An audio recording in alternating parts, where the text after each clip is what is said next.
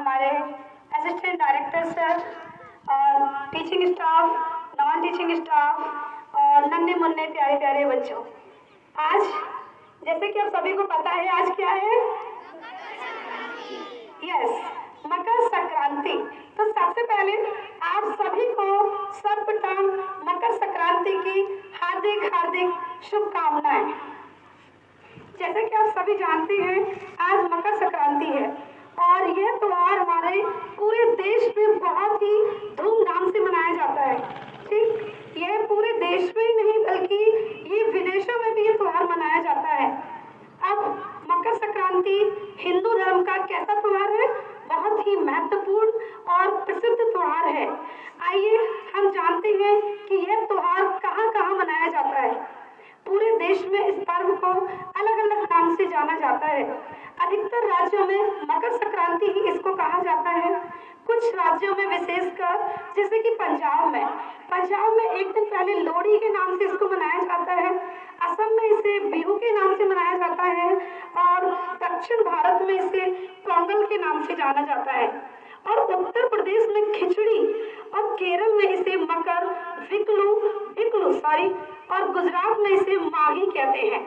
अब जैसे कि आप सभी को पता है इस त्योहार को अपने भारत में ही नहीं और विदेशों में भी नहीं बल्कि बांग्लादेश में भी बहुत ही धूमधाम से मनाया जाता है। ठीक, तो आप जानते हैं हम इसकी पौराणिक कथाओं के विषय में क्यों मनाते हैं हम इस त्योहार को, क्यों मनाते हैं हम मकर संक्रांति, क्यों इसमें तिल का महत्व है, आखिर क्या इसकी पौराणिक कथा है। तो क्या होता है इसमें, आइए जानते पुरानी घटना के विषय में।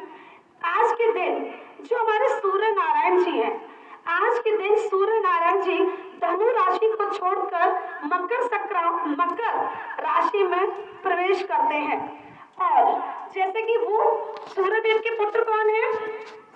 सूर्यदेव के पुत्र कौन है? शनि।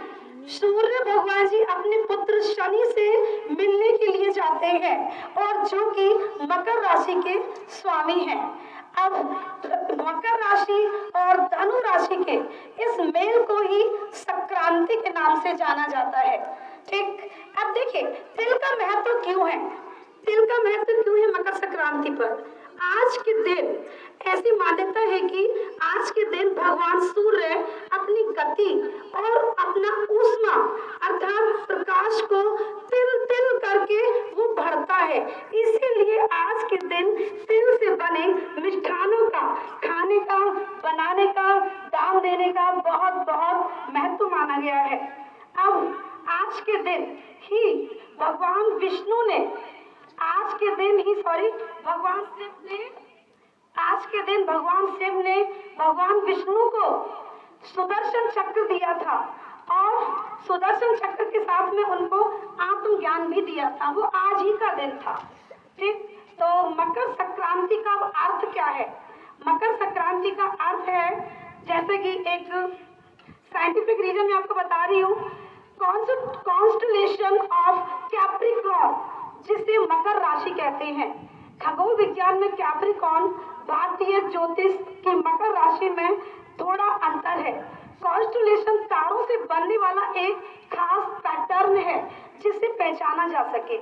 अब प्राचीन काल से दुनिया की लगभग हर सभ्यता में लोगों ने उन्हें उनके आकार के आधार पर नाम दिए हैं। खगोलीय कॉन्स्टलेशन और ज्योतिष की राशियां मोटे तौर पर मिलती जुलती हैं पर अलग अलग नहीं है, मिलती जुलती है पर एक नहीं है। संक्रांति का मतलब होता है संक्रमण, संक्रमण अर्थात ट्रांजिशन। अब ट्रांजिशन कैसे होता है अपनी प्रकृति में? इस दिन सूर्य मकर राशि में प्रवेश करता है, आप सभी को पता है। यह विंटर सॉल्स्टिस के बाद आता है, यानी कि सर्दियों की सबसे लंबी रात जो कि 22 दिसंबर के बाद होती है। अब सूर्य का किसी भी राशि में प्रवेश करना या फिर सूर्य का निकलना, इसका मतलब यह नहीं होता कि सूर्य घूम रहा है। ठीक, सूर्य का किसी भी राशि में प्रवेश करना या निकलने का मतलब ये नहीं होता कि ये सूर्य घूम रहा है। ये क्या कर रहा है, क्या कर रहा है, क्या हो रहा है? पृथ्वी के सूर्य के चारों ओर चक्कर लगाने वाली ही प्रक्रिया का हिस्सा है, जिसे हम परिभ्रमण के नाम से जानते हैं।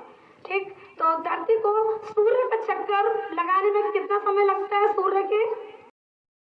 सूर्य का चक्कर लगाने में, ठीक, मकर संक्रांति के बाद में दिन लंबे हो जाते हैं और पढ़ाई भी हमें अच्छे से शुरू कर देना चाहिए। ठीक, तो दिन लंबे हो जाते हैं, रातें छोटी हो जाती हैं। ये मकर संक्रांति सूर्यास्त हमारा 5:30 इतने बजे होता है। धीरे धीरे करके ये इसकी अवधि बढ़ती जाती है अपने नियमित समय से।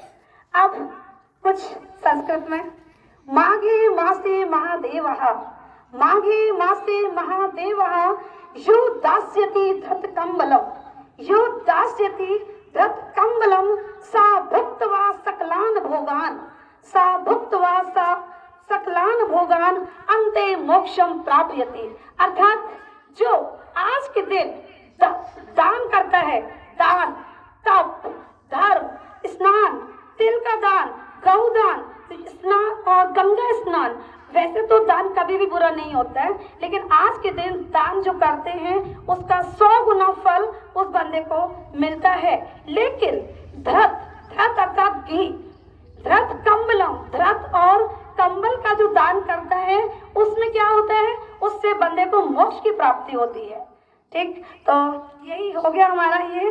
तो आप एक बार फिर सभी को मकर संक्रांति की हार्दिक शुभकामनाएं। धन्यवाद।